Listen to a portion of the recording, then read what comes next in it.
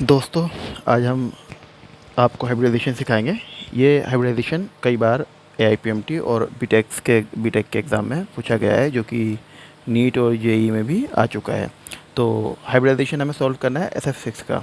तो यहाँ पर आप देखेंगे SF6 में जो जब आप हाइब्रिडाइजेशन सॉल्व करते हैं तो आप देखते हैं SF6 में कि जो सल्फ़र है उसका इलेक्ट्रॉनिक कॉन्फ़िगरेशन और फ्लोरीन का इलेक्ट्रॉनिक कॉन्फ़िगरेशन, दोनों का इलेक्ट्रॉनिक कॉन्फ़िगरेशन हमको मालूम होना चाहिए। तो देखेंगे सल्फ़र का इलेक्ट्रॉनिक कॉन्फ़िगरेशन, क्योंकि इसमें 16 इलेक्ट्रॉन है, 1s2 2s2 2p6 3s2 3p4, ठीक है। तो ये जो एम शेल आप देख रहे हैं K, L और M, तो एम शेल में आउटर मोस्ट में 2 इलेक्ट्रॉन यहाँ पर हैं, 4 यहाँ पर हैं, टोटल इलेक्ट्रॉन 6 हैं। तो जो आउटर मोस्ट इलेक्ट्रॉन होते हैं किसी भी एलिमेंट के, वही इलेक्ट्रॉन जो होते हैं शेयरिंग करते हैं और शेयरिंग करके मॉलिक्यूल बनाने में मदद करते हैं। फ्लोरीन में अगर देखेंगे electronic configuration 1s2 2s2 2p5, तो यहाँ पर जो आउटर मोस्ट है वो एल शेल है। के शेल में 2 इलेक्ट्रॉन है और एल शेल में 2 और 5 7 इलेक्ट्रॉन यहाँ पर मौजूद हैं, ठीक है दोस्तों। तो जब हम हाइब्रिडाइजेशन सॉल्व करते हैं तो हमें सिर्फ 2 पॉइंट हमें मालूम होने चाहिए। 2 पॉइंट क्या होते हैं, वो 2 पॉइंट मैं आपको बताता हूँ।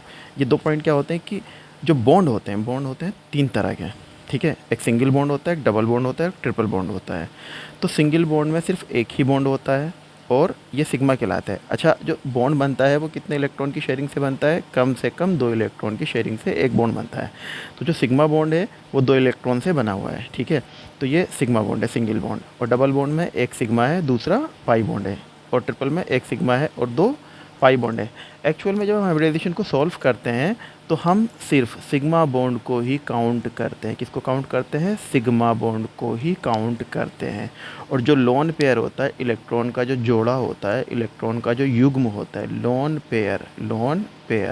लोन पेयर को एज ए सिग्मा बॉन्ड मानकर काउंट करते हैं। तो हम लोन पेयर को भी सिग्मा मानकर काउंट करते हैं, जबकि हम पाई बॉन्ड को काउंट नहीं करते। क्या काउंट करते हैं? सिग्मा बॉन्ड काउंट करते हैं और लोन पेयर को सिग्मा मानकर काउंट करते हैं और पाई बॉन्ड को काउंट नहीं करते। तो ये पॉइंट सबसे पहले आपको ध्यान में रखना होगा कि सिंगल, डबल, ट्रिपल बॉन्ड में एक ही सिग्मा होता है। अगर कुछ बचेगा तो पाई, तो सिंगल बॉन्ड में तो एक ही बॉन्ड है तो सिग्मा हुआ, डबल बॉन्ड में एक सिग्मा है तो बचा क्या? एक जो बचा वो पाई हुआ, ट्रिपल में एक सिग्मा है और जो 2 बचे वो क्या हुए? पाई हुए, ठीक है। तो हम सिग्मा बॉन्ड को काउंट करते हैं हाइब्रिडाइजेशन सोल्व करने के लिए और लोन पेयर को सिग्मा बॉन्ड मानकर काउंट करते हैं, जबकि किसे काउंट नहीं करते हैं हाइब्रिडाइजेशन में? हम पाई बॉन्ड को। अब हम चलते हैं स्ट्रक्चर की तरफ। सल्फ़र के आउटर मोस्ट में आप देखेंगे, सल्फ़र के आउटर मोस्ट में 6 इलेक्ट्रॉन होते हैं, जो कि हमने रेड से हमने रिप्रेजेंट किया है। और फ्लोरीन के आउटर मोस्ट में 7 इलेक्ट्रॉन होते हैं, जो कि हमने क्रॉस ब्लैक से रिप्रेजेंट किया है, ठीक है। तो ये 7 है, 1 2 3 4 5 6 7। जैसे कि यहाँ पे एल शेल में आपको हमने दिखाया था कि ये 7 इलेक्ट्रॉन है, और यहाँ पे सल्फ़र में हमने दिखाया था जो आउटर मोस्ट इलेक्ट्रॉन थे वो 2 और 4 कितने थे? एम शेल में 6 थे, ठीक है। तो हमने बिल्कुल वैसे ही रिप्रेजेंट किया है, 1 2 3 4 5 6। ये सल्फ़र के हैं रेड वाले इलेक्ट्रॉन, और जो ब्लैक इलेक्ट्रॉन है वो किसके हैं? फ्लोरीन के हैं। तो आप यहाँ देखिए, सल्फ़र और फ्लोरीन में एक बॉन्ड यहाँ बनता है, दूसरा यहाँ बनता है, तीसरा यहाँ बनता है, चौथा यहाँ बनता है, पाँचवा यहाँ बनता है और छठा यहाँ बनता है। 6 सिग्मा बॉन्ड बनते हैं। सबके सब सिंगल बॉन्ड है, तो ये सारे के सारे बॉन्ड सिग्मा बॉन्ड ही कहलाते हैं, ठीक है। अब हम चलते हैं कि हाइब्रिडाइजेशन को हम सोल्व कैसे करेंगे। तो यहाँ पर आप देख सकते हैं हमने बनाया है s ऑर्बिटल, p ऑर्बिटल और d ऑर्बिटल। तो s ऑर्बिटल में मैक्सिमम इलेक्ट्रॉन कितने आ सकते हैं? एक क्लॉकवाइज, एक एंटी क्लॉकवाइज, मतलब 2 इलेक्ट्रॉन आ सकते हैं। अच्छा, 2 इलेक्ट्रॉन से कितने बॉन्ड बन सकता है? एक बॉन्ड बन सकता है, और एक बॉन्ड क्या हुआ? सिग्मा। यहाँ पर टोटल इलेक्ट्रॉन कितने आ सकते हैं? 6। तो एक बॉन्ड बनने में 2 इलेक्ट्रॉन लगते हैं, मतलब 2 इलेक्ट्रॉन जो हैं, 2 इलेक्ट्रॉन एक सिग्मा बॉन्ड के बराबर है। 2 इलेक्ट्रॉन एक सिग्मा बॉन्ड के बराबर है, मतलब p ऑर्बिटल में मैक्सिमम अगर हम माने तो 3 सिग्मा बॉन्ड आ सकते हैं, d में मैक्सिमम 5 आ सकते हैं, ठीक है। अब हम काउंट करेंगे तो यहाँ पर जो है, जब आप यहाँ स्ट्रक्चर में देखेंगे, अब हमने ये एक प्लेन स्ट्रक्चर बनाया है, तो यहाँ जो बॉन्ड बने हैं वो कितने बने हैं? 1 2 3 4 5 6। तो SF6 में टोटल जो सिग्मा बॉन्ड है वो 6 बॉन्ड है, ठीक है।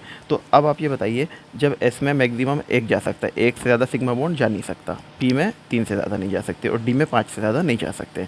तो हम अगर काउंट करें 6 सिग्मा बॉन्ड को, 1 2 3 4 5 6, तो 1 कहाँ जाएगा? S में, ठीक है, और 3 कहाँ जाएंगे? P में। कितने हो गए टोटल? 4। एक S में गया, 3 P में गए, और 4 हो गए और 2 कहाँ गए, डी में गए। तो ये हाइब्रिडाइजेशन हुआ sp3d2। और sp3d2 जब भी हाइब्रिडाइजेशन आएगा तो उसका जो डिज़ाइन होता है, जो स्ट्रक्चर होता है, जो ज्योमेट्री होती है वो इस तरह से दिखती है।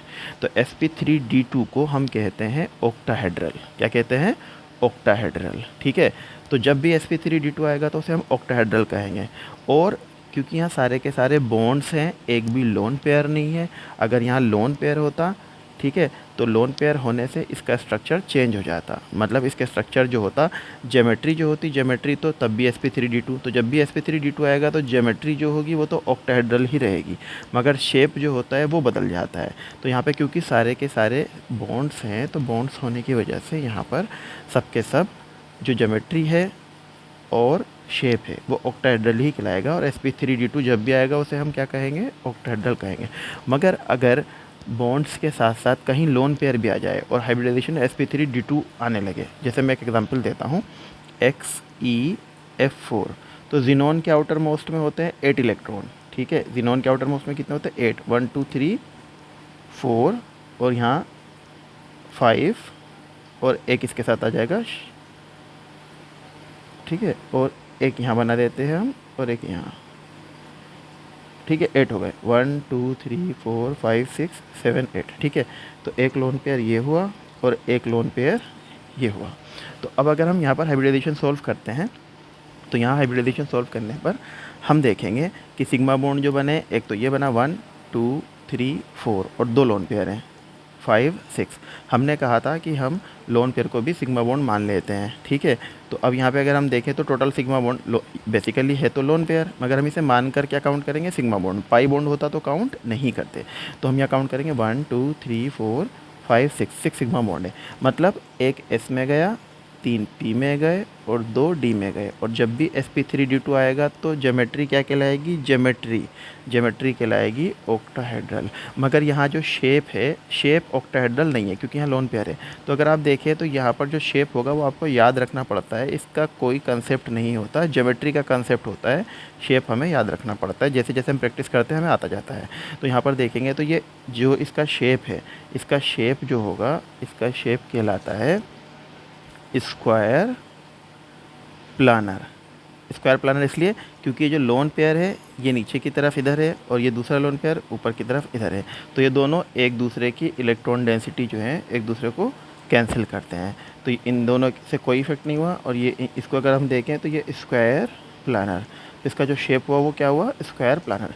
जबकि अगर हम देखें SF6 के केस में, तो SF6 में क्योंकि चारों बॉन्ड थे, एक भी लोन पेयर नहीं था, तो इसकी जो ज्योमेट्री हुई, क्योंकि sp3d2 आया तो ऑक्टाहेड्रल कहलाता है। जब sp3d2 आता है तो ज्योमेट्री तो ऑक्टाहेड्रल हुई, मगर शेप भी ऑक्टाहेड्रल था क्योंकि यहाँ कोई लोन पेयर नहीं था, और यहाँ लोन पेयर है, इसलिए लोन पेयर जब भी होगा तो शेप चेंज हो जाएगा। हालांकि ज्योमेट्री जो डिपेंड करती है वो हाइब्रिडाइजेशन पे डिपेंड करती है कि जब भी sp3d2 आएगा तो हाइब्रिडाइजेशन sp3d2 होगा तो ऑक्टाहेड्रल ज्योमेट्री होगी, शेप भी ऑक्टाहेड्रल कहला सकता है।